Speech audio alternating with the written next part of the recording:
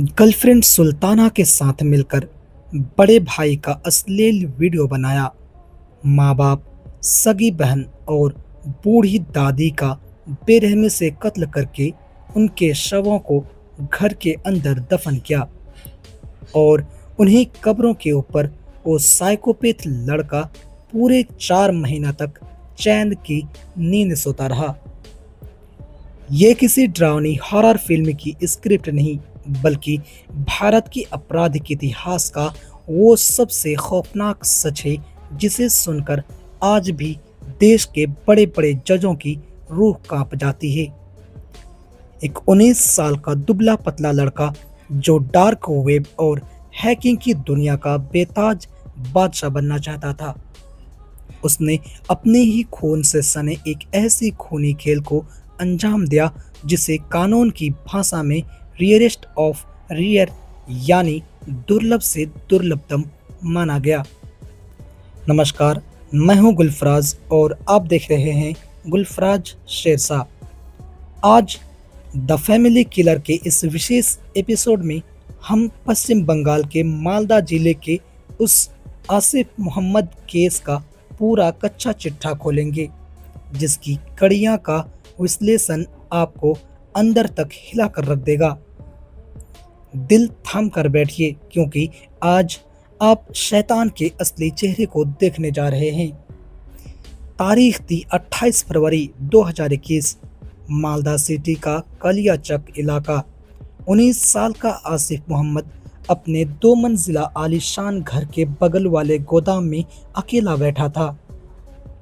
दोपहर के ठीक 12 बजे उसकी अम्मी इरा बीबी ने आवाज़ दी, बेटा खाना खा ले। आसिफ घर आता है। वो अपने अब्बू जावेद अली, अम्मी इरा, बड़ी दादी अलेक्जेन बीबी, छोटी बहन आरिफा और अपने बड़े भाई आरिफ के साथ बैठकर मुस्कुराते हुए खाना खाता है। खाना खाने के बाद आसिफ बड़े प्यार से फ्रिज से संतरे का ठंडा जूस निकालता है और पूरे परिवार को परोसता है। परिवार खुश था कि छोटा बेटा उनकी इतनी सेवा कर रहा है, लेकिन उन्हें नहीं पता था कि उस ठंडे जूस में आसिफ ने डार्क वेब से सीखी गई तरकीब के तहत एक बेहद खतरनाक और भारी मात्रा में बेहोशी की दवा मिला रखी थी। जूस पीने के ठीक 10 मिनट के भीतर पूरा परिवार अपनी अपनी कुर्सियों पर सूध-बूध खो बैठता है। उनके हाथ पैर सुन्न हो जाते हैं।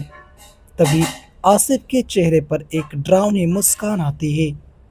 वो अपने जेब से डक्ट टेप निकालता है और अधमरे हालात में पड़े अपने ही माँ बाप, बहन और दादी के हाथ पैर बांध देता है और उनके मुंह पर टेप चिपका देता है, ताकि कोई चाहकर भी चीख ना सके।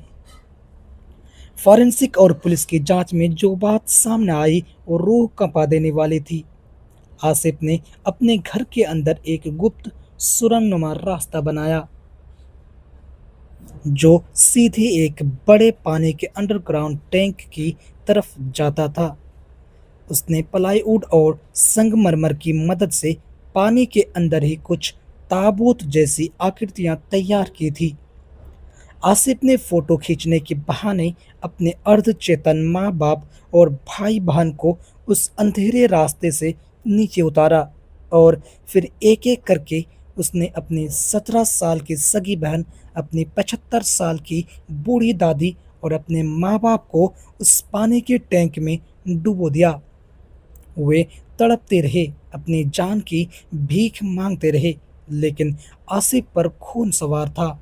पानी में दम घुटने के कारण चारों की तड़प तड़प कर मौत हो गई।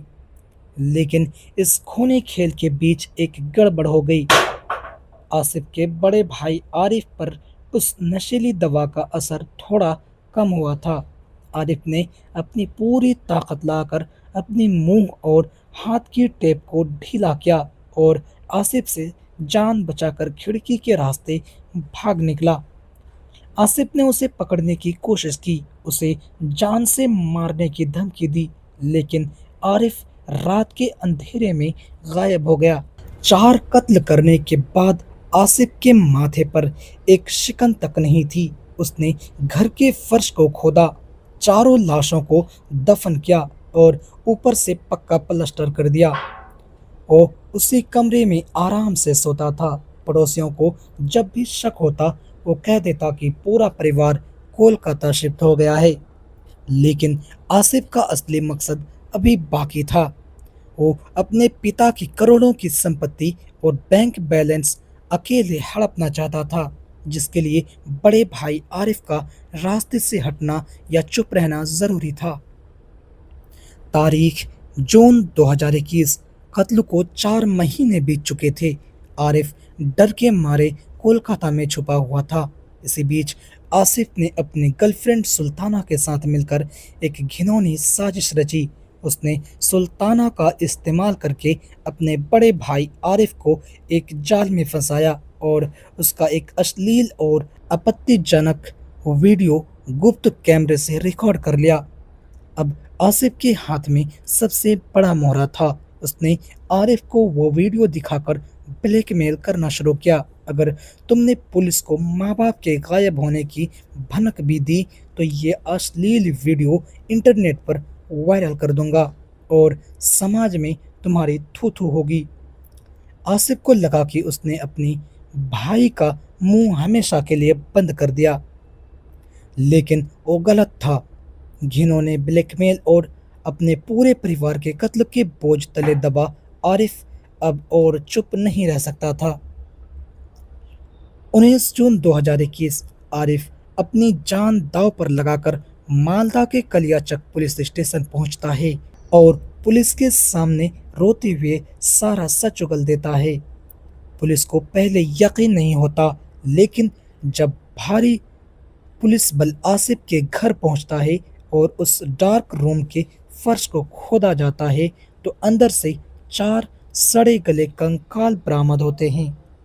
फॉरेंसिक टीम को आसिफ के कमरे से डार्क वेब की लिंक्स, लाखों रुपए कैश और अत्याधुनिक कंप्यूटर गैजेट्स मिलते हैं। आसिफ को गिरफ्तार कर लिया जाता है। पूरे 4 साल तक मालदा की जिला अदालत में यह ऐतिहासिक मुकदमा चलता है। जिला जज सुबायो बनर्जी के सामने 19 गवाहों के बयान दर्ज होते हैं। अदालत ने माना कि आसिफ ने बिना किसी पछतावे के ठंडे दिमाग से इस जघन्य अपराध को अंजाम दिया था और कोर्ट ने इस केस को रियरेस्ट ऑफ रियर मानते हुए कातिल आसिफ मोहम्मद को फांसी की सजा सुनाई। साथ ही हत्या के प्रयास के लिए 10 साल की अतिरिक्त जेल की सजा भी दी गई। तो दोस्तों, ये थी मालदा के उस फैमिली किलर आसिफ मोहम्मद की रियल लाइफ खौफनाक दास्तान। ये केस हमें सचेत करता है कि कैसे आज की युवा पीढ़ी मोबाइल तकनीक और डार्क वेब के अंधकार में फंसकर अपने ही खून की प्यासी होती जा रही है। लालच इंसान को किस हद तक हैवान बना सकती है, ये केस इसका सबसे बड़ा सबूत है। अगर आपको सच्ची घटनाओं पर आधारित हमारा ये कड़ा विश्लेषण पसंद आया हो तो इस वीडियो को अभी के अभी लाइक ज़रूर करें। नीचे कमेंट में अपनी राय दें कि क्या ऐसी डिजिटल साइकोपैथीज के लिए फांसी की सज़ा ही सही है। ऐसे ही और भी रोंगटे खड़े कर देने वाली सच्ची क्राइम फाइल्स और जासूसी डॉक्यूमेंट्रीज के लिए हमारे चैनल गुलफराज शेरशाह को अभी सब्सक्राइब करें और बेल आइकन दबाना बिल्कुल ना भूलें।